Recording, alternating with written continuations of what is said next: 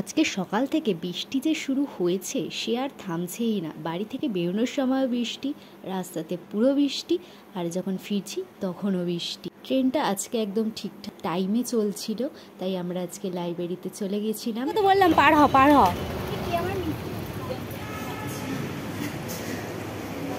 এতে চলে এসেছি।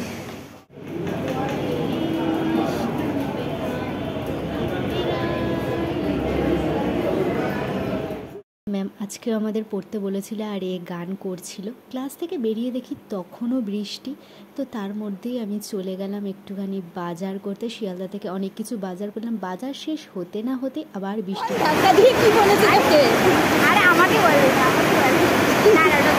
লোকজন ধাক্কা দিয়ে চলে যাচ্ছে, তার মধ্যে মুষলধারে বৃষ্টি।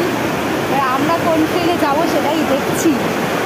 গাড়িটার ইচ্ছে আছে আমাকে কি জোর একবারে ধাক্কা মারলো, একজন ঘুরিয়ে দিয়েছে। ঘুরে গেলাম পুরো, চিকেনি কিন্তু উল্টা হয়ে গেল।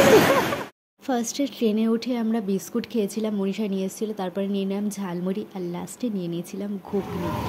সের মধ্যে হেঁটে যাওয়া। আবার লাস্টে বৃষ্টি শুরু হয়ে গেল।